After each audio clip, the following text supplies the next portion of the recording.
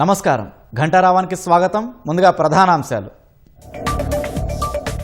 Meenakshi nomination EC తిరస్కరిస్తే బీజేపీపై ఆరోపణల అంతర్గత కొట్లాటే కారణమన్న MP Laxman.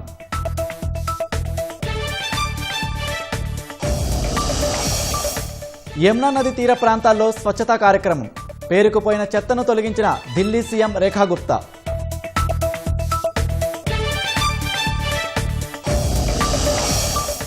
Trump ప్రకటనపై ఆచితూచి స్పందిస్తున్న ఇరాన్. కేవలం ప్రాథమిక ఒప్పందమే కుదుర్చుకుంటామని వెల్లడి.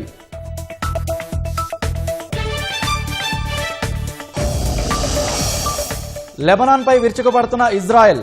హెజ్బొల్లాకు చెందిన లక్ష్యాలపై ఐడిఎఫ్ దాడులు.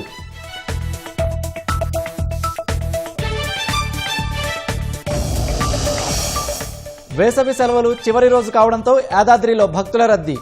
స్వామివారి దర్శనానికి సుమారు 3 గంటల సమయం.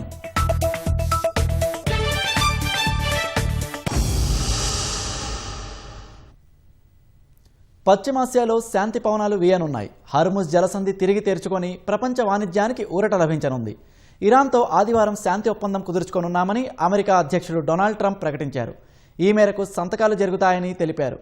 అంతకుముందు ఇదే మాటను వెల్లడించిన పాకిస్తాన్ ప్రధాని షెహబాజ్ షరీఫ్ ఒప్పందంపై ఎలక్ట్రానిక్ సంతకాలు చేయించేందుకు సిద్ధమవుతున్నట్లు పేర్కొన్నారు. అయితే ఆదివారమే సంతకం చేయబోమన్న ఇరాన్ ఈ విషయమై ఆచితూచి వ్యవహరిస్తున్నట్లు స్పష్టం చేసింది. పశ్చిమాసియాలో శాంతి నెలకొనేలా తాజా పరిణామాలు కొనసాగుతున్నాయి. అమెరికా ఇరాన్ మధ్య ఘర్షణలు ముగిసి హర్మూజ్ జలసంధి తిరిగి తెరుచుకునే అవకాశాలు కనిపిస్తున్నాయి. యుద్ధం ముగియనుందంటూ అమెరికా అధ్యక్షుడు డొనాల్డ్ ట్రంప్ కీలక ప్రకటన చేశారు. ఇరాన్తో ఆదివారం ఒప్పందం కుదుర్చుకోనున్నామని ప్రకటించారు. ఈ మేరకు సంతకాలు జరుగుతాయని వెల్లడించారు. ఇరాన్ అణ్వాయుధ కార్యక్రమాన్ని నాశనం చేసే దిశగా ఒప్పందం ఉంటుందని ట్రంప్ పేర్కొన్నారు. మాజీ అధ్యక్షుడు బరాక్ ఒబామా గతంలో కుదుర్చుకున్న అణు ఒప్పందాన్ని తప్పుబట్టారు. గతంలో ఒబామా ఇరాన్తో కుదుర్చుకున్న ఒప్పందం ఆ దేశం సులభంగా అణ్వాయుధాలు తయారు చేసుకునేలా ఉందన్నారు. తమ ఒప్పందం మాత్రం ఇందుకు పూర్తి విరుద్ధమన్న ట్రంప్ ఇరాన్ అణు కార్యక్రమానికి అడ్డుగోడగా నిలవనుందన్నారు. ఇరాన్ అణ్వాయుధ కార్యక్రమాన్ని ఇప్పటికే పూర్తిగా నిర్వీర్యం చేశామన్న ఆయన వారి దగ్గర ఉన్న శుద్ధి చేసిన యురేనియాన్ని తర్వాతి దశల్లో నాశనం చేస్తామని ట్రూత్ సోషల్లో పేర్కొన్నారు. సరైన సమయంలో అంతా ప్రశాంతంగా ఉన్నప్పుడు తాము ఇరాన్లోకి ప్రవేశించి గ్రానైట్ పర్వతాల కింద ఉన్న శుద్ధి చేసిన యురేనియాన్ని తీసుకువస్తామని అమెరికా అధ్యక్షుడు చెప్పారు. ఇరాన్ అణు కేంద్రాలను తమ B-2 బాంబర్లు నాశనం చేశాయన్నారు. దానివల్లే యురేనియం కుప్పకూలిన కొండల కింద చిక్కుకుపోయిందని ట్రంప్ తెలిపారు. తీసుకువచ్చిన యురేనియాన్ని శుద్ధి చేయని యురేనియంతో కలిపి ఇరాన్లో లేదా అమెరికాలో నాశనం చేస్తామని చెప్పారు. ఈ ప్రక్రియ వేగంగా, సులభంగా, ప్రశాంతంగా జరుగుతుందని ఆశిస్తున్నానని ట్రంప్ వెల్లడించారు. శాంతి ఒప్పందంపై అంతకుముందు పాకిస్తాన్ కూడా కీలక ప్రకటన చేసింది. రానున్న 24 గంటల్లో ఒప్పందం కుదిరే అవకాశాలు ఉన్నాయని పాక్ ప్రధాని షెహబాజ్ షరీఫ్ తెలిపారు. వెంటనే ఒప్పందంపై ఎలక్ట్రానిక్ సంతకాలు చేయించేందుకు తాము సిద్ధమవుతున్నట్లు వెల్లడించారు. ఈ చరిత్రాత్మక శాంతి ఒడంబడిక సుస్థిర శాంతికి బలమైన పునాదులు వేస్తుందన్న విశ్వాసం తమకుందని ఎక్స్లో షరీఫ్ పేర్కొన్నారు. పాక్ ప్రధాని ప్రకటనను ఇరాన్ పూర్తిగా ఖండించలేదు. కానీ ఒప్పందంపై ఆదివారం సంతకం చేయబోమని తేల్చి చెప్పింది. రానున్న రోజుల్లో చేస్తామేమోనని పూర్తిగా కొట్టిపారేయలేమని తెలిపింది.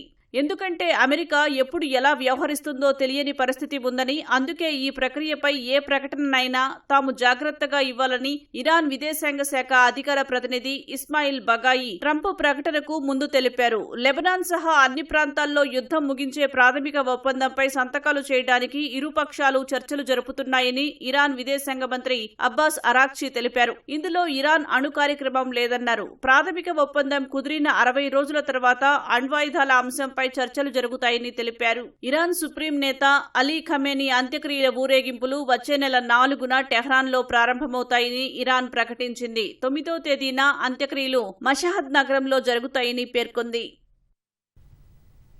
అమెరికాతో శాంతి ఒప్పందంపై ఇరాన్ విదేశాంగ శాఖ అధికార ప్రతినిధి ఇస్మాయిల్ బగాయి కీలక వ్యాఖ్యలు చేశారు. వాషింగ్టన్తో కేవలం ప్రాథమిక ఒప్పందం మాత్రమే కుదుర్చుకుంటామని తెలిపారు. దానిని తుది ఒప్పందంగా పరిగణించవద్దని అన్నారు. ప్రస్తుతం జరుగుతున్న చర్చలు అణు కార్యక్రమానికి సంబంధించినవి కావని, కేవలం యుద్ధాన్ని ముగించడమే లక్ష్యంగా సాగుతున్నాయని బగాయి వివరించారు. ఇవాళ ఒప్పందంపై సంతకాలు జరిగే అవకాశం లేదని అన్నారు. రాబోయే కొన్ని రోజుల్లో ఈ ప్రక్రియ పూర్తయ్యే అవకాశం ఉందని వెల్లడించారు. ముసాయిదా ఒప్పందంలో ప్రధానంగా 14 అంశాలు ఉన్నట్లు ఇరాన్ మీడియా పేర్కొంది. లెబనాన్ సహా అన్ని ప్రాంతాల్లో సైనిక దాడులను తక్షణమే నిలిపివేయడం అందులో ప్రధాన అంశమని వెల్లడించింది. ఓడరేవుల దిగ్బంధనాన్ని అమెరికా ఎత్తివేస్తే హర్ముజ్ జలసంధిని ఇరాన్ పూర్తిగా తెరుస్తుందని తెలిపింది. అటు ఇరాన్తో ఇవాళ ఒప్పందం కుదుర్చుకోనున్నట్లు అమెరికా అధ్యక్షుడు డొనాల్డ్ ట్రంప్ ఇప్పటికే ప్రకటించారు. ఇరాన్ మాత్రం ఆచితూచి స్పందిస్తోంది. చర్చలు జరుగుతున్నాయని, తుది నిర్ణయం అమెరికా వైఖరిని బట్టి ఉంటుందని పేర్కొంది. యుద్ధానికి స్వస్తి పలికి ఒప్పందాన్ని కుదుర్చుకునేందుకు అమెరికా, ఇరాన్లు సిద్ధమవుతున్నాయి అని ఇజ్రాయెల్ మాత్రం వెనక్కి తగ్గటం లేదు. లెబనాన్పై దాడులు కొనసాగిస్తూనే ఉంది. దక్షిణ లెబనాన్లోని పలు ప్రాంతాలపై జరిపిన వైమానిక దాడుల్లో 3 మృతి చెందారు. గత 24 గంటల్లో హెజ్బొల్లాకు చెందిన 70కు పైగా లక్ష్యాలపై దాడులు చేపట్టామని ఇజ్రాయెల్ డిఫెన్స్ ఫోరెన్స్ ఐడిఎఫ్ తెలిపింది. తమ భూభాగంపై దాడుల కోసం సిద్ధంగా ఉంచిన రాకెట్ లాంచర్లను ధ్వంసం చేశామని వివరించింది. పలువురు హెజ్బొల్లా మిలిటెంట్లను హతమార్చామని వెల్లడించింది. మరిన్ని దాడులు చేపట్టేందుకు వీలుగా 20 గ్రామాల్ని ఐడిఎఫ్ దళాలు ఖాళీ చేయిస్తున్నాయి. ఇజ్రాయెల్ దాడులకు ప్రతీకారంగా ఐడిఎఫ్కు చెందిన సైనిక వాహనాలపై డ్రోన్ దాడులు చేపట్టామని హెజ్బొల్లా తెలిపింది. ఇజ్రాయెల్ దాడుల్లో లెబనాన్లో ఇప్పటి వరకు 3,756 మంది మృతి చెందగా 11,632 మంది గాయపడ్డారు. రష్యా నుంచి అధికంగా చమురు కొంటున్న దేశాల్లో భారత్ 2వ స్థానంలో ఉందని European think tank centre for research on energy and clean energy తన తాజా నివేదికలో పేర్కొంది. గత నెలలో భారతీయ రిఫైనరీలు రష్యా నుంచి 52,000 కోట్ల రూపాయల విలువైన ముడి చమురును కొనుగోలు చేశాయని తెలిపింది. రష్యా ఎగుమతి చేసే మొత్తం ముడి చమురులో దాదాపు 50% చైనా కొనుగోలు చేస్తోందని వివరించింది. ఈ ఏడాది జనవరిలో రష్యా చమురు ఉత్పత్తులపై ఐరోపా సమాఖ్య నిషేధం విధించింది. అయితే భారత్, తుర్కీ వంటి దేశాలు రష్యా ముడి చమురుతో పెట్రోలియం ఉత్పత్తులను రూపొందించి పాశ్చాత్య దేశాలకు ఎగుమతి చేస్తున్నట్లు CREA నివేదిక పేర్కొంది. గత నెలలో భారత్, తుర్కీ, బ్రూనై, జార్జియా దేశాలు సుమారు 641 మిలియన్ యూరోల విలువైన పెట్రోలియం ఉత్పత్తులను అమెరికా, ఐరోపా దేశాలకు ఎగుమతి చేశాయని వెల్లడించింది. ఉక్రెయిన్పై సైనిక చర్యకు వ్యతిరేకంగా రష్యా చమురుపై పాశ్చాత్య దేశాలు ఆంక్షలు విధించాయి. దీంతో రష్యా తక్కువ ధరకే చైనా, భారత్ వంటి దేశాలకు చమురును విక్రయిస్తోంది. పెట్రోల్, డీజిల్ ధరలు అంతర్జాతీయ మార్కెట్లో ముడి చమురు లభ్యత, సరఫరాపై ఆధారపడి ఉంటాయని కేంద్ర పెట్రోలియం, సహజ వాయువుల శాఖ సహాయ మంత్రి సురేష్ గోపి తెలిపారు. కేరళలోని త్రిశూర్లో పర్యటించిన ఆయన ముడి చమురు సరఫరాపై కేంద్ర ప్రభుత్వం నిరంతరం సమీక్షిస్తోందని అన్నారు. సరఫరా పెరిగితే ధరలు తగ్గింపుపై నిర్ణయం తీసుకుంటామని చెప్పారు. ధరల తగ్గింపుపై రిపోర్టర్లు పదే ప్రశ్నలు సంధించడంతో కేంద్ర మంత్రి అసహనం వ్యక్తం చేశారు. మీరేమైనా పర్యవేక్షక పాత్ర పోషిస్తున్నారా అని ప్రశ్నించారు. పశ్చిమాసియా సంక్షోభంతో ముడి చమురు, సహజ వాయువు సరఫరాకు తీవ్ర ఆటంకాలు ఏర్పడ్డాయి. డిమాండ్కు తగ్గ సరఫరా లేక అంతర్జాతీయ మార్కెట్లో ఇంధన ధరలు భగ్గుమన్నాయి. దాని ప్రభావం భారత్ పైన పడింది. ఫలితంగా కేంద్రం పలుమార్లు పెట్రోల్, డీజిల్ రిటైల్ ధరలను పెంచింది. యమునా నది తీర ప్రాంతాల్లో ఢిల్లీ ప్రభుత్వం స్వచ్ఛతా కార్యక్రమం చేపట్టింది. గీతా కాలనీలోని దశమేష్ ఘాట్లో జరిగిన మా యమునా స్వచ్ఛతా అభియాన్లో సీఎం రేఖా గుప్తా పాల్గొన్నారు. ఆమె స్వయంగా పారపట్టి అక్కడ పేరుకుపోయిన చెత్తను తొలగించారు. యమునా నదిని స్వచ్ఛంగా ఉంచాలంటే ప్రజల భాగస్వామ్యం కీలకమని రేఖా గుప్తా అన్నారు. నదిలో పగిలిపోయిన విగ్రహాలు, పాత బట్టలు వంటి వ్యర్థాలను వేయవద్దని ఆమె ప్రజలకు విజ్ఞప్తి చేశారు. యమునా నది వెంబడి ఉన్న మొత్తం 28 ఘాట్లలో ఈ కార్యక్రమాన్ని చేపట్టారు. ఇందులో బీజేపీ ఎమ్మెల్యేలు, నాయకులు, కార్యకర్తలు, స్థానికులు పెద్ద ఎత్తున పాల్గొన్నారు. పురాణాపూల్ వద్ద జరిగిన కార్యక్రమంలో ఢిల్లీ శాసన సభాపతి విజేందర్ గుప్తా పాల్గొన్నారు. యమునా ప్రక్షాళనను ఒక ప్రజా ఉద్యమంగా మార్చాల్సిన అవసరం ఉందన్నారు.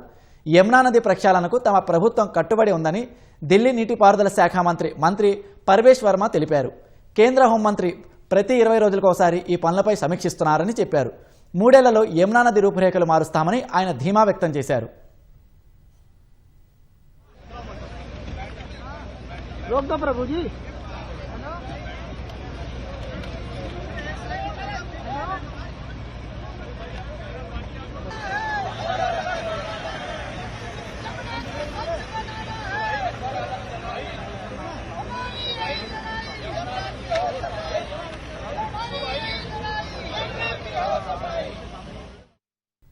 వచ్చే నెల నుంచి రాష్ట్ర ప్రభుత్వ ప్రధాన కార్యదర్శి ఎవరు?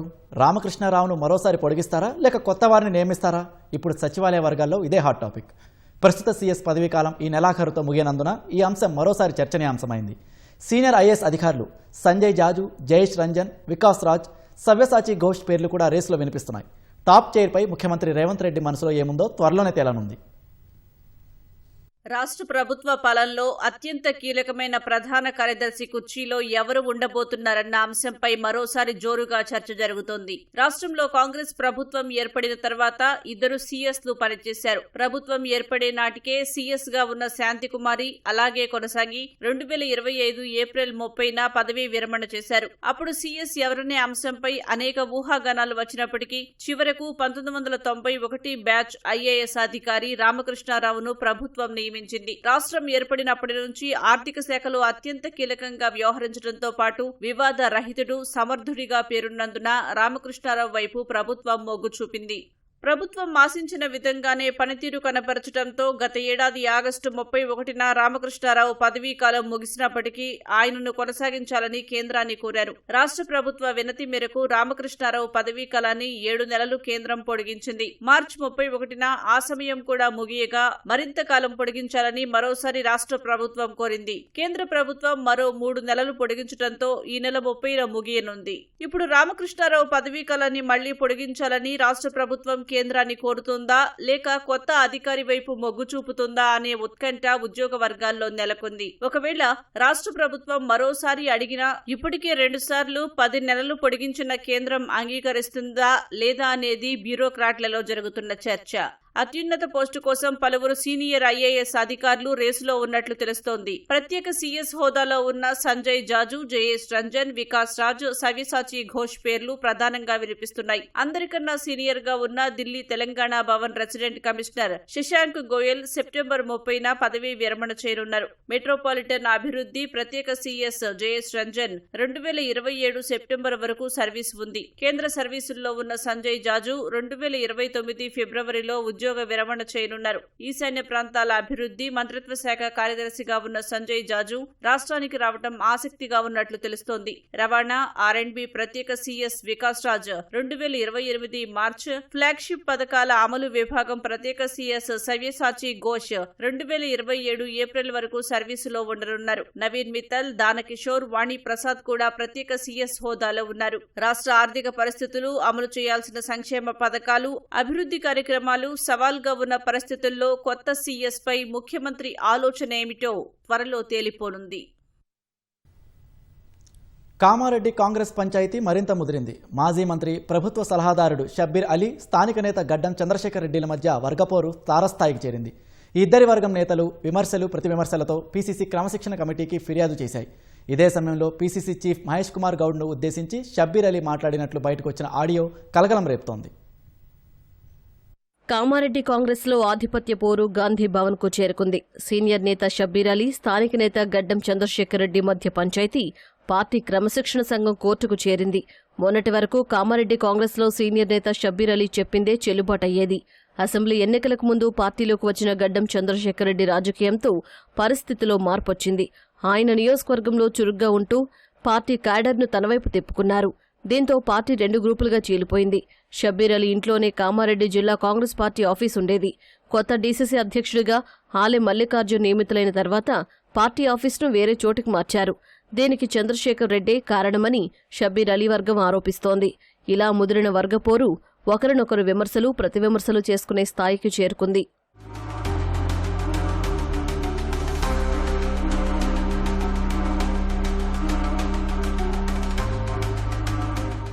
ఇదే సమయంలో పీసీసీ అధ్యక్షుడు మహేష్ కుమార్ గౌడ్ను మహిళలను కించపరిచేలా షబ్బీర్ అలీ వ్యాఖ్యలు చేసినట్లుగా బయటపడిన ఓ వీడియో రాజకీయాన్ని మరింత వేడెక్కించింది.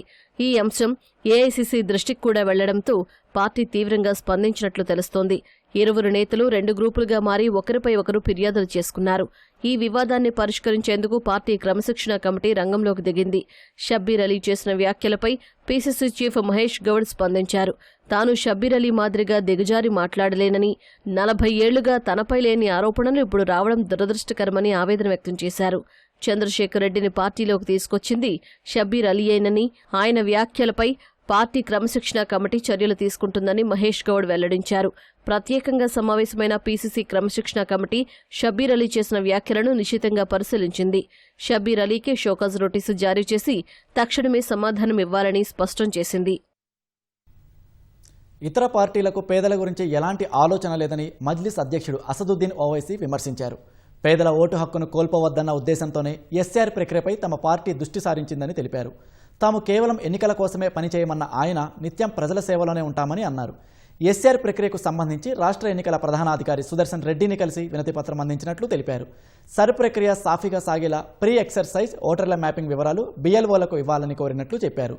ఎన్యుమరేషన్ దరఖాస్తులు కేవలం తెలుగులోనే ఇస్తున్నారని, ఉర్దూ, ఇంగ్లీష్లో ఇవ్వాలని కోరినట్లు తెలిపారు. The soul of democracy of India lies with the poor people of India. और SIR अगर उनसे आप करा के उनसे पूछेंगे ये तुम्हारे 2002 में तुम कहाँ थे, 2002 में डॉक्यूमेंट इतने डॉक्यूमेंट लेके आओ, 12 में तो 3 तेलंगाना डॉक्यूमेंट ही नहीं दिए जाते. अब ये पॉलिटिकल पार्टीज को सोचना है, ये सिर्फ इलेक्शन नहीं है. आज हर पॉलिटिकल पार्टी की अखलाकी जिम्मेदारी है कि SIR में हर जेन्युइन वोटर को गाइड करे, उनकी हेल्प करे.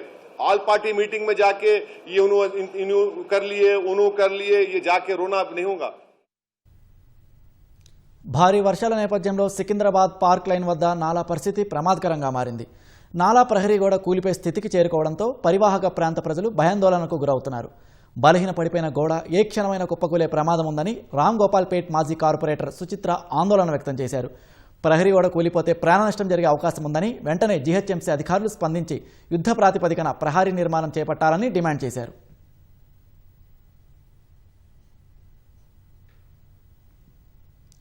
భద్రాద్రి కొత్తగూడెంలో భూమి స్వల్పంగా కంపించింది. రికార్డ్ స్కేల్పై దీని తీవ్రత 3.8గా నమోదైంది. తెల్లవారుజామున 2:26 స్వల్ప భూకంపం చోటు చేసుకుంది. పాల్వంచ, కొత్తగూడెం, బూర్గంపాడు తదితర ప్రాంతాల్లో ప్రజలు భూప్రకంపనని గమనించి ఆందోళనకు గురయ్యారు.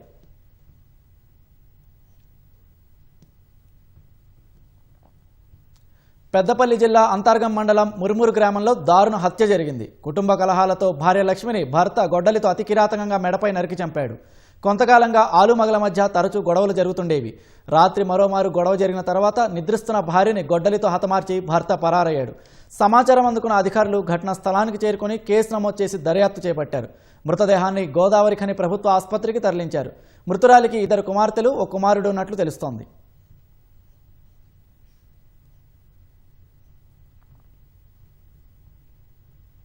కాకినాడ జిల్లా తునిలో 2 ఏళ్ల చిన్నారి జ్ఞానేశ్వరి అదృశ్యం కేసులో కీలక ఆధారమైన సునకం మృతి చెందడంతో పోస్టుమార్టం నిమిత్తం అధికారులు చర్యలు చేపట్టారు. వైద్య బృందం ఆధ్వర్యంలో మృతి చెందిన పెంపుడు సునకాన్ని ఎన్ సూరవరం పశువుల ఆసుపత్రికి తరలించారు. పోస్టుమార్టం అనంతరం కుక్క మృతి చెందడానికి అనారోగ్య సమస్యలు తలెత్తాయా లేదా ఇతర కారణాలు ఉన్నాయా అనే విషయాన్ని అధికారులు తేల్చనున్నారు. ఇప్పటికే అదృశ్యమైన జ్ఞానేశ్వరి కోసం 9 రోజులుగా గాలిస్తున్నారు. డిప్యూటీ సీఎం పవన్ కళ్యాణ్ ఆదేశాలతో ఘటనాస్థలికి చేరుకున్న NDRF బలగాలు గాలింపు చర్యలు ప్రారంభించాయి. మరోవైపు హోంమంత్రి అనిత ఎప్పటికప్పుడు కేసు వివరాలను తెలుసుకుంటూ అధికారులకు సూచనలు చేస్తున్నారు. ర్యాపిడ్ రెస్పాన్స్ రెస్క్యూ బృందం, ప్రత్యేక బృందాలు జ్ఞానేశ్వరి కోసం గాలింపు చర్యలు కొనసాగిస్తున్నారు.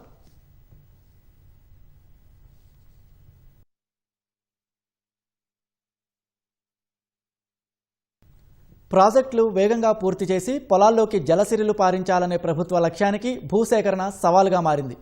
పాలమూరు జిల్లాల్లోనే ప్రధాన ప్రాజెక్టుల పెండింగ్ పనులు పూర్తి చేసేందుకు మరో 4,694 ఎకరాలు కావాలి.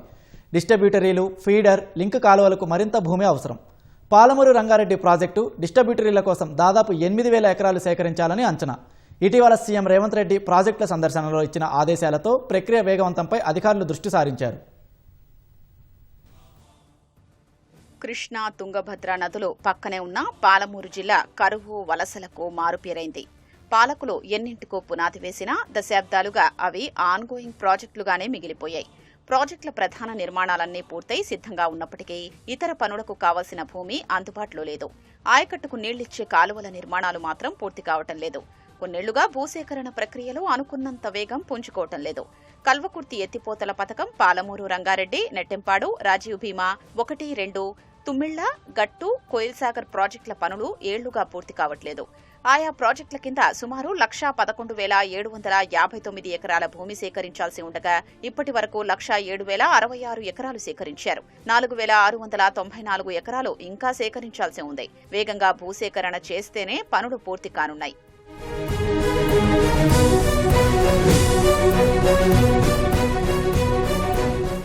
ఉమ్మడి జిల్లాలోని ప్రాజెక్టుల్లో ప్రధానమైంది పాలమూరు రంగారెడ్డి ఎత్తిపోతల పథకం. 90 టీఎంసీల నీళ్లతో 12 లక్షల 30 ఎకరాల ఆయకట్టు నీళ్లిచ్చే లక్ష్యంతో గత ప్రభుత్వం పనులు మొదలుపెట్టింది. ప్రాజెక్టులో 5 రిజర్వాయర్లు, 4 పంప్ హౌజులు ఉండగా పనులు వివిధ దశల్లో ఉన్నాయి. మరో 248 ఎకరాల భూసేకరణ పూర్తయితే నీళ్లు ఉద్దండాపూర్ జలాశయం వరకు రానున్నాయి. అయితే రిజర్వాయర్ల నుంచి మళ్లీ నీటిని పంపిణీ చేసే కాలువల కోసం పెద్ద ఎత్తున భూమి సేకరించాల్సి ఉంది. డిస్ట్రిబ్యూటరీ కాలువలు, లింక్ కెనాళ్ల కోసం సుమారు 8,000 ఎకరాల భూమి అవసరమని అధికారులు అంచనా వేస్తున్నారు. డిస్ట్రిబ్యూటరీలకు సంబంధించి ప్రభుత్వం ఇంకా నిర్ణయం తీసుకోలేదు. ప్రస్తుతానికి ప్రాజెక్టు పెండింగ్ పనుల్లో వేగం పెంచాలని భావిస్తోంది. ఉదండాపూర్ నిర్వాసితులకు ఇటీవలే ప్రభుత్వం పరిహారం పెంచడంతో పాటు పునరావాస కల్పనకు 600 కోట్లకు పైగా నిధులు విడుదల చేసింది. ఇక పాలమూరు వాసులకు వరప్రదాయిని అయిన కల్వకుర్తి ఎత్తిపోతల పథకానికి 2,386 ఎకరాల భూసేకరణ చేయాల్సి ఉంది. దీంతో పూర్తి ఆయకట్టుకు నీరందించలేని పరిస్థితి ఉంది. కేఎల్ఐ కింద మరో 20 రిజర్వాయర్లను ప్రతిపాదించగా వాటి కోసం సుమారు 10 నుంచి 12,000 ఎకరాల భూమి కావాల్సి ఉంది.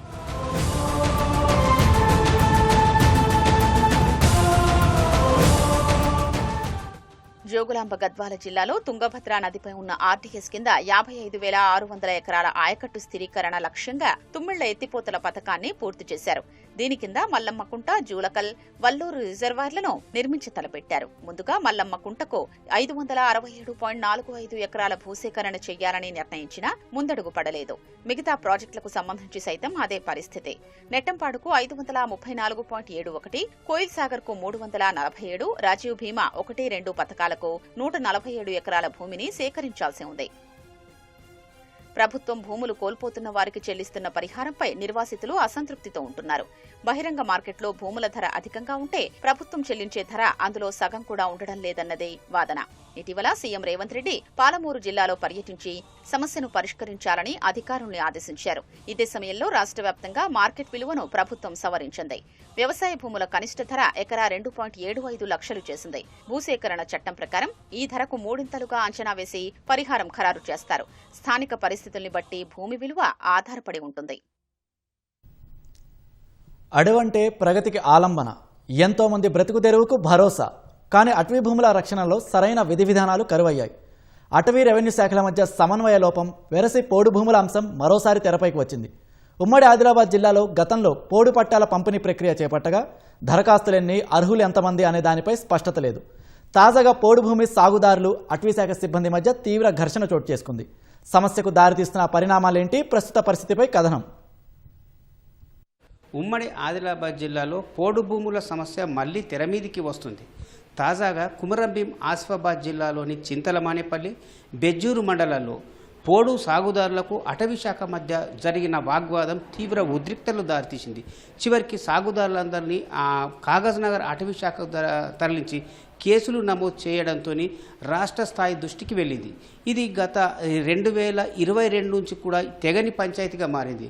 ప్రభుత్వ నిబంధనల ప్రకారం 2007 అటవీ హక్కుల చట్టం కంటే ముందు సాగులో ఉన్న వారందరికి సంబంధించిన భూములను విడతల వారీగా సర్వే చేసి అర్హులకు పంచాలని చెప్పి అప్పటి ప్రభుత్వం నిర్ణయించింది. దానికోసం 11 గుర్తింపు కార్డులను స్వయంగా సాగులో ఉన్న లబ్ధిదారుడే తీసుకొచ్చి చూపించాలని నిబంధన విధించింది.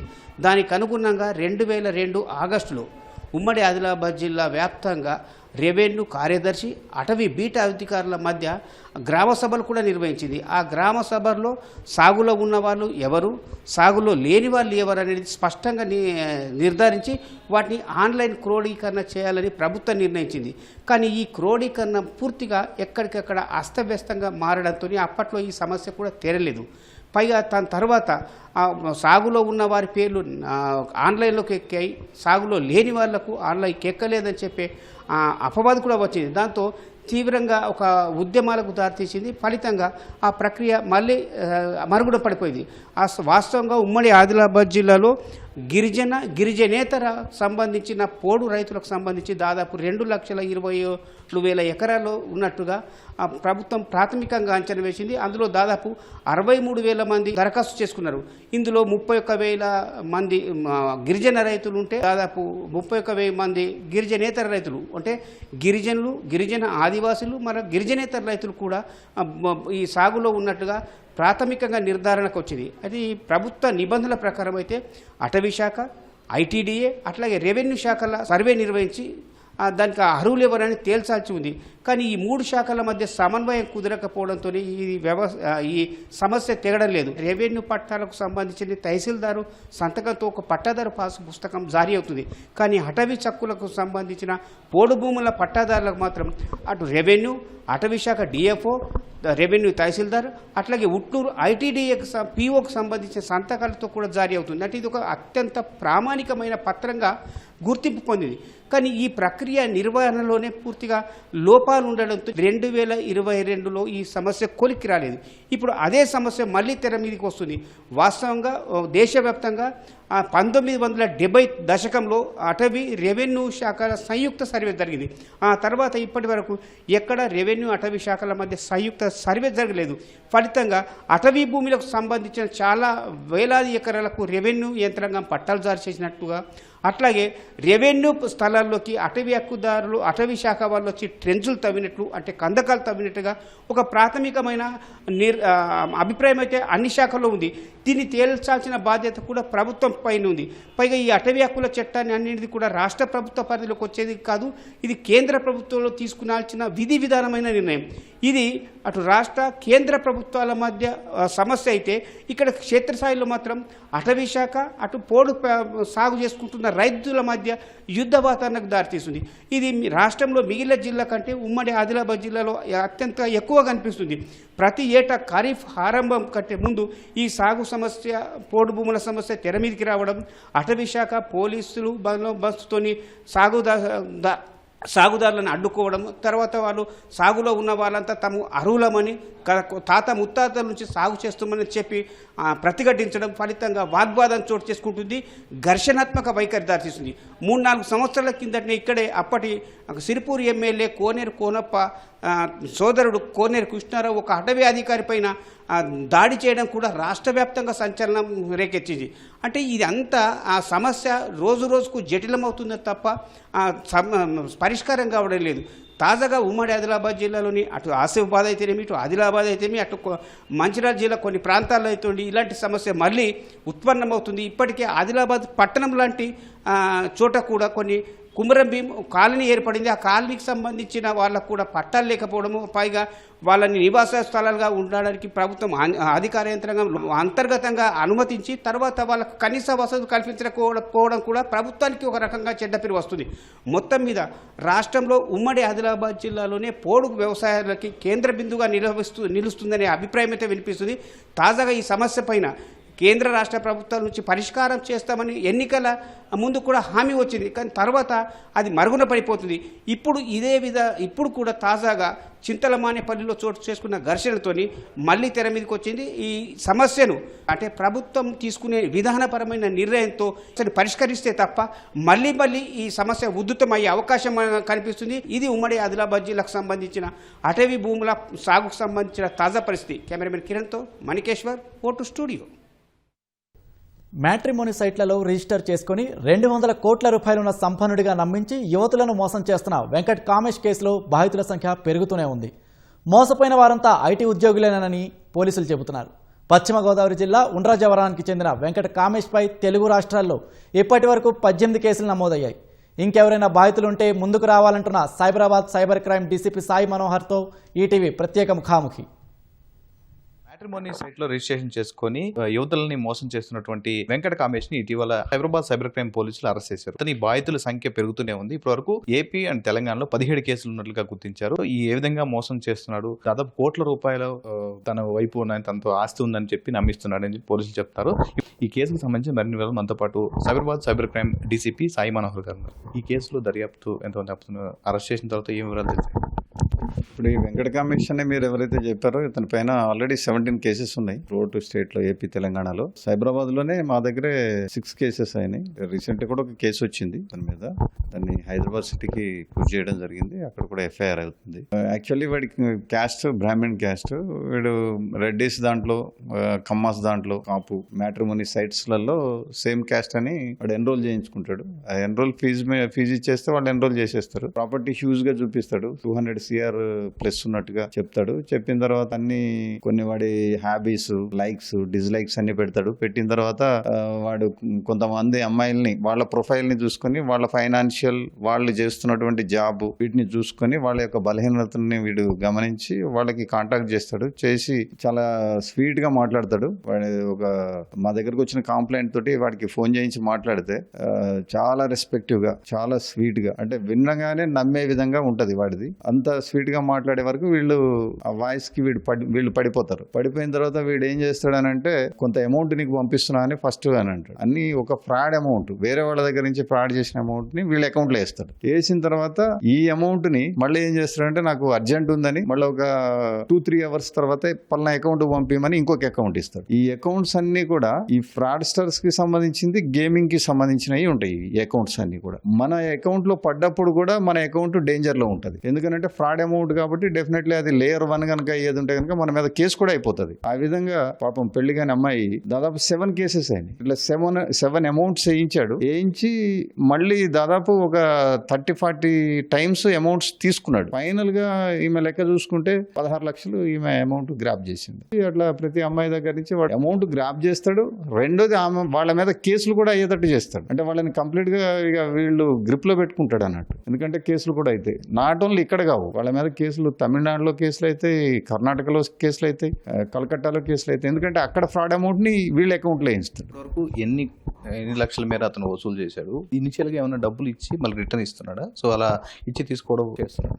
డబ్బులు ఇస్తాడు. డబ్బులు ఇచ్చే అమౌంట్ అంతా కూడా ఫ్రాడ్ అమౌంట్. తీసుకునే అమౌంట్ వీళ్ళు కష్టార్జితం. ఎక్కడో ఫ్రాడ్ చేసిన అమౌంట్ ఉంటుంది, ఆ అమౌంట్ వీళ్ళ అకౌంట్ లో వేస్తాడు. వేసిన తర్వాత మళ్ళీ అదే అమౌంట్ తీసుకుంటాడు. దాంతో పాటు మళ్ళీ అర్జెంట్ ఉందనంటే మీకు ఒక 5 lakhs అప్పు ఇచ్చారు అనుకోండి, తర్వాత మిమ్మల్ని 10 lakhs అప్పు అడిగితే మీరు ఇస్తారు మళ్ళీ. ఎందుకంటే అంత నన్ను ఏం నమ్మకుండా నన్ను నమ్మి 5 lakhs నాకు ఇచ్చినప్పుడు నేను కూడా అంతే, సేమ్ అమ్మాయిలు కూడా అంతే అనుకుంటారు. ఫస్ట్ 5 లక్షలు ఇవ్వగానే నమ్మి వాడి తర్వాత మళ్ళీ వాడు 5 లక్షలు వాడికి ఇచ్చిన తర్వాత మళ్ళీ అప్పు అడిగితే వీళ్ళు తిరిగిస్తారు. ఈ విధంగా వాడిని ఇరికిస్తాడు. ఆ అమౌంట్ మన దాంట్లో పడ్డ అమౌంట్ ఏదైతే ఉంటుందో అది కేసు అవుతుంది. దాంట్లోకి వెళ్ళి తప్పించుకోలేరు. మళ్ళీ రైతులంతా ఇప్పుడు ఈ బుట్టలో పడి మోసపోయినటువంటి బాధితం ఎవరైతే యువతులు ఉన్నారో వాళ్ళంతా ఏమేమి వర్క్ చేస్తున్నారు?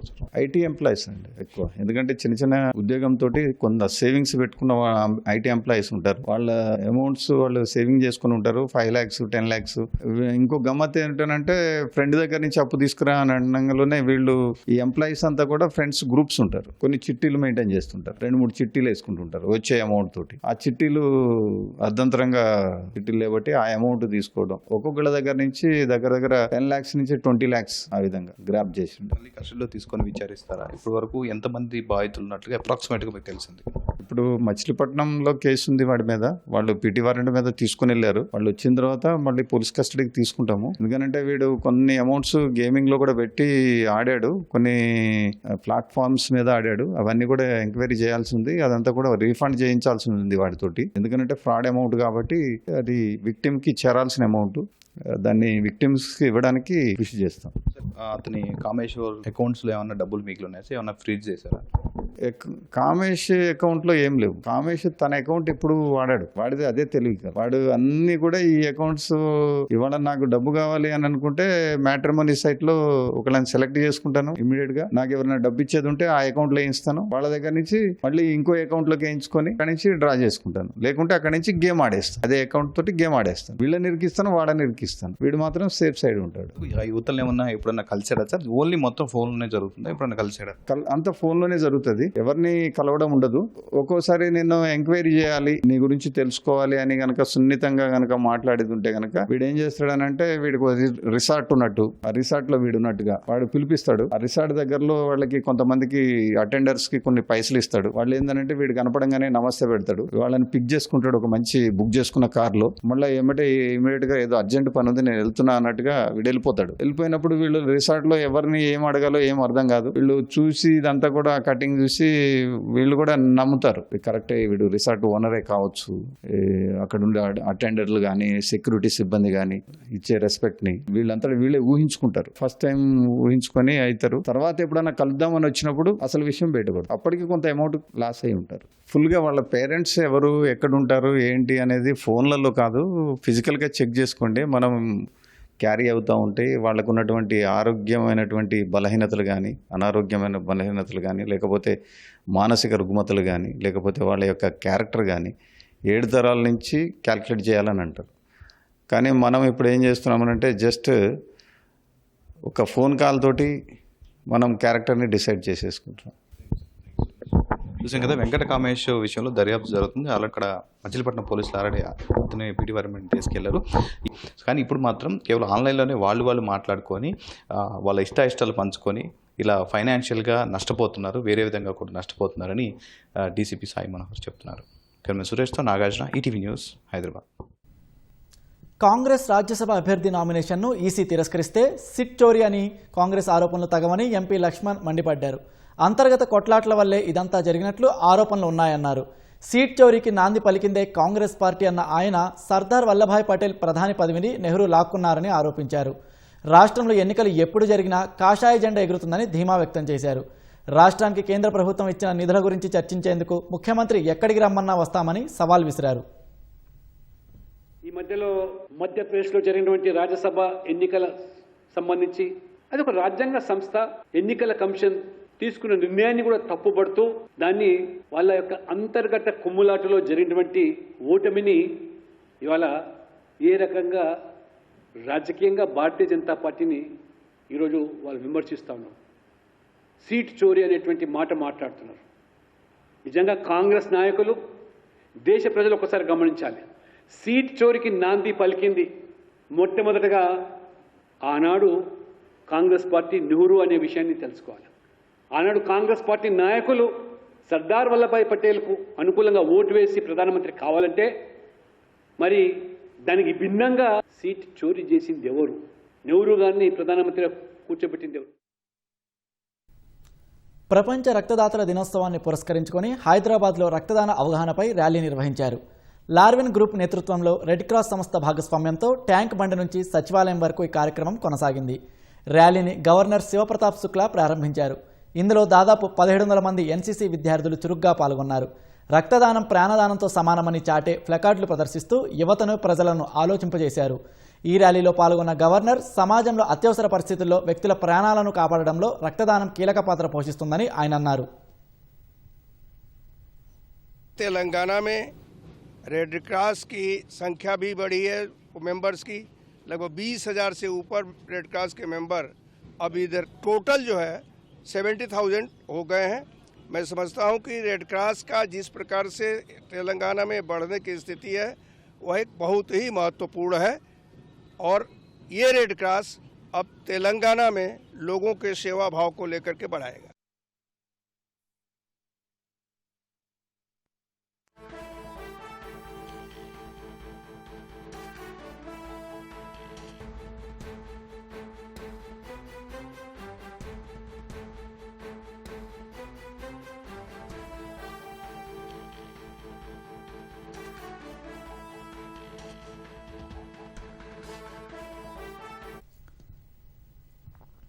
ఖైరతాబాద్లో మాజీ మంత్రి కేటీఆర్ మాట్లాడుతున్నారు. ప్రత్యక్ష ప్రసారం ద్వారా చూద్దాం. రావాలి, ఒక్కొక్క పెద్ద మనిషికి వచ్చినాయా? మరి ఒక్కళ్ళకన్నా వచ్చినాయా ఈ రాష్ట్రంలో? రాలే. మన పిల్లలకి ఏం చెప్పిండు? 2 ఉద్యోగాలు ఊడగొట్టండి. కేసీఆర్ది, కేటీఆర్ది 2 ఉద్యోగాలు ఊడగొడితే మొదటి సంవత్సరంలోనే 2 లక్షల ఉద్యోగాలు ఇస్తా అన్నాడా లేదా? రాహుల్ గాంధీ అశోక్ నగర్లో వచ్చి ఛాయ్ తాగుకుంటా పోజులు కొట్టుకుంటా అక్కడ ఉన్న వాళ్ళందరూ నిరుద్యోగులను పిలుచుకొని చెప్పిండు కదా, 2 లక్షల ఉద్యోగాలు మొదటి సంవత్సరం ఇస్తా అన్నాడు. ఇచ్చిండా? ఇప్పటివరకు 4,000 ఉద్యోగాలు కూడా ఇవ్వలే. ఇంకొక మాట చెప్పిండు, ఉద్యోగం లేని పిల్లగాళ్ళందరికీ నెలకు 4,000 రూపాయల నిరుద్యోగ భృతి ఇస్తా అన్నాడు. మరి సంవత్సరానికి ఎంత ఇవ్వాలి? 4,000 నెలకు చొప్పున. మీరు బాగా డల్ ఉన్నారు లెక్కలలో. 50,000, 48,000 రౌండ్ చేస్తే 50,000, 5 ఏళ్ళకి ఎంత అవుతుంది? 2,50,000. మరి సగం టైం అయింది, ఎంత ఇవ్వాలి ఇప్పటికీ? ఒక్కనికన్నా ఇచ్చిండా? ఇక మా ఆడబిడ్డలకు వాగ్దానం చేసిండు, అత్తకు 4,000, కోడలకు 4,000, కోడలకు 2,500. మరి 2,500 నెలకంటే 12 నెలలకు ఎంత అవుతుంది? మీరు బాగా డల్లున్నారా మ్యాథ్స్లో? వీళ్ళందరినీ అన్న లెక్కల పంతులు పెట్టు సిన్న లాభం లేదు వీళ్ళతో. అరే 30,000 రా అయ్యా, 2,500 ఇంటూ 12 అంటే 30,000. హైదరాబాద్ వాళ్ళు నేను తేజ్ ఉన్నారు అనుకున్నాను, ఇది డల్ ఉంటారు అనుకోలే. 30,000 30,000 అంటే 5 ఏళ్ళకి ఎంత ఇవ్వాలి? 1,50,000 ఇవ్వాలి. ఇప్పటికి ఎంత రావాలి? 75,000 రావాలి. వచ్చినాయి ఎవరికైనా 75,000? నేను ఇవ్వాలి. అందుకే ఖైరతాబాద్ నియోజకవర్గం మా తమ్ముళ్ళు, మా అన్నలు, మా అక్కలు, చెల్లెల సమక్షంలో చెప్తున్నా, రేవంత్ రెడ్డి నువ్వు చెప్తున్నావు కదా 1 కోటి మంది మహిళల్ని కోటీశ్వరులు చేస్తా అంటుండు రేవంత్ రెడ్డి. నువ్వు కోటీశ్వరులు చేసుడు దేవుడు ఎరుగు. లక్షాధికారులు చేయరా భయ్, నువ్వు ముందైతే లక్షాధికారులు చేయి. చెప్పినావు కదా ఒక్కొక్కరికి 1,50,000 ఇస్తా అని చెప్పింది కదా ఆడబిడ్డలకు. నువ్వు 1,50,000 రూపాయలు కింద 1 కోటి మంది ఆడబిడ్డలకు ఇస్తే నేను రాజీనామా చేసి పోతా అని చెప్పి రేవంత్ రెడ్డి గారికి నేను చెప్తా ఉన్నాను. నీ బాధ ఏంది? ఆయన బాధల్లో మన పదవులు కావాలనే కదా, మనం ఉండద్దు రాజకీయంలో, మనం పక్కకోవాలనే కదా. నువ్వు 1 కోటి మంది ఆడబిడ్డలకు బాకీతో సహా పోయిన 2.5 సంవత్సరాలు, వచ్చే 2.5 సంవత్సరాలు ఒక్కొక్కలకు 1,50,000 చెప్పున మొత్తం అందరికీ ఆడబిడ్డలకు నేను రాజీనామా చేస్తా. అట్లాగే మా తమ్ముళ్ళకి చెప్పినావు కదా 4,000 రూపాయలు ఇస్తా నిరుద్యోగ భృతి అని. పోయిన 2.5 సంవత్సరాలు, వచ్చే 2.5 సంవత్సరాలు మొత్తం కలిపి 4,000 చొప్పున 40 లక్షల మంది మా తమ్ముళ్లకు, చెల్లెలకి తప్పకుండా రాజకీయమే వదిలేస్తా అని చెప్పి కూడా నేను విజ్ఞప్తి చేస్తా ఉన్నా. ఎందుకు చెప్తున్నా అంటే మోచేతికి బెల్లం పెట్టిండు, ఆగం చేసిండు, పోయి కుర్చీలో కూర్చున్నాడు. హైదరాబాదులో, ఖైరతాబాదులో మీరు నమ్మలే హైదరాబాద్లో ఒక్కడు కూడా కాంగ్రెస్ని నమ్మలే. 1 సీటు కూడా ఇవ్వలే మీరు కాంగ్రెస్. మీరెవరైనా నాగేందర్ కోటేసినారు? నాగేందర్కి వేయలే, కేసీఆర్కి వేసారు మీరంతా, మాకు తెలుసు. నాగేందర్ చూసి ఓడెత్తాడు, నాగేందర్ చూసి ఓటెత్తే మొత్తం నాకేస్తాడు, తెలియదా మనకు? నాకేసిండు అన్నట్టే అట్లే జరిగింది. కానీ కేసీఆర్ గెలవాలి కదా, ఈయన సక్కటోడు కాకపోయినా కేసీఆర్ గారు ముఖ్యమంత్రి అవుతారు కదా ఎమ్మెల్యే గెలిస్తే అని చెప్పి ఓటేసిరు. సరే ఆయన వేయండు, రేవంత్ రెడ్డి సంకలో కూర్చున్నాడు, ఇవాళ పెద్ద పెద్ద మాటలు చెప్తున్నాడు. నేను ఒకటే మిమ్మల్ని అందరినీ ప్రార్థించేది, మిమ్మల్ని అందరినీ కోరేది, ఖైరతాబాద్లో 2 సార్లు గులాబీ జెండా ఎగిరేసినాం. 2018లో, 2023లో శ్రీనివాస్ యాదవ్ గారు చెప్పినట్టు మళ్ళీ 2028లో కూడా ఎగిరేద్దామా? పక్కానా? అరే పక్కా అంటే మా లేడీస్ కూడా గట్టిగా చెప్పాలి. పక్కానా? పక్కా అంటే ఏం చేయాలో నేను చెప్తా ఇక.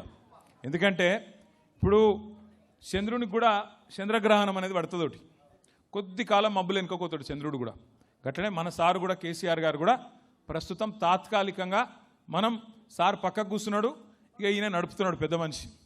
ఇక ఆయన గట్టిగా అడిగినాం అనుకో, సేమ్ ఏమైనా పేరు రేవంత్ రెడ్డి గారు, మరి ఏం సంగతి నువ్వు చెప్తివి కదా 100 రోజుల్లోనే 6 గ్యారంటీలను నరికితివి కదా, ఏమైంది రేవంత్ రెడ్డి గారు అంటే ఈ మధ్యన కొత్త డైలాగ్ పెట్టుకున్నాడు.